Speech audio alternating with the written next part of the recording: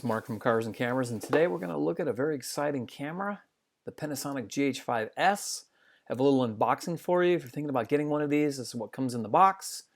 There's a cable there. I'm going to be talking about that later. Power cable, separate battery charger, very nice. USB cable. What else do we have in there? This is a great one. This one here, this connects to the side of the camera and takes the stress off the HDMI port if you put on an external monitor. Very nice. There's the battery, pretty long lasting on this camera. And there's the camera.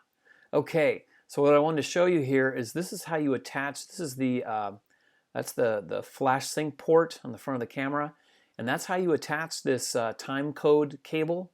With BNC on the other side, and basically the GH5S is a time code generator.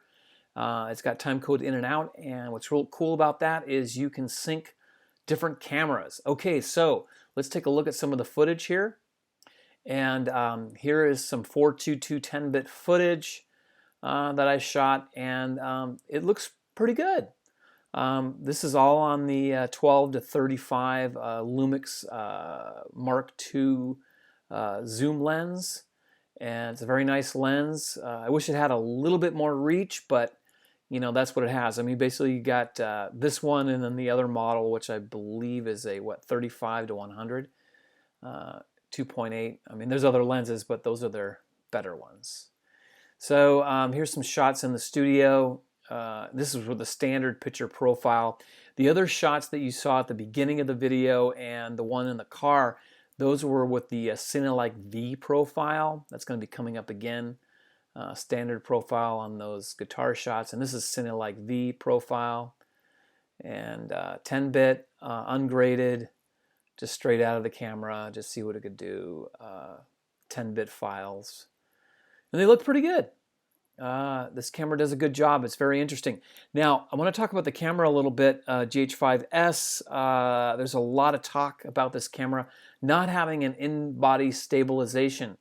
And there's basically two versions, the GH5 that has it and the GH5S that doesn't. And the two cameras kind of complement each other.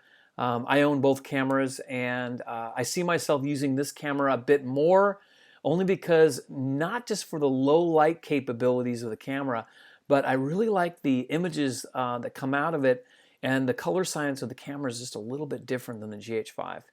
Other than that, they're pretty close, but the bodies are the same, but completely different sensors in this camera. Obviously, it's a very low megapixel sensor. I think it's rated at 10 megapixels, but it's a very nice sensor. You get some really, really nice images out of the camera. They look really good. This is also Cinelike V profile, 10-bit, 422, 24P. And the camera does a good job. It's a very nice camera. I'm going to make many more videos with it and have them up here on YouTube so you can take a look and kind of see the footage. But I like what I'm seeing out of the camera quite a bit. I like the look, and I also like the handheld look with the image stabilization off, with non-stabilized lenses. The camera has basically no rolling shutter whatsoever. The only time you're going to see maybe a little bit is on a really strong telephoto lens. But other than that, it's non-existent, and that's really nice. That's about as close as a global shutter camera we're going to get.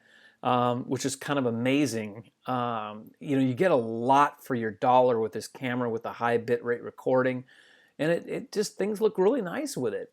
They really do.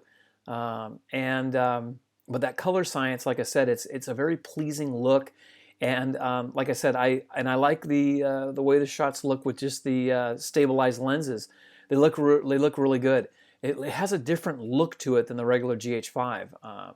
And a lot of that has to do with the higher megapixels on the other camera. But guys, there's my quick look at the camera. If you haven't subscribed to my channel, be sure to hit that subscribe button, and be sure to hit that like button if you like what you see here. Many more videos coming soon on this camera, different lenses, and other surprises. So be sure to hit that subscribe button. A lot of cool stuff coming up soon. Thank you very much for tuning in, and have a wonderful day.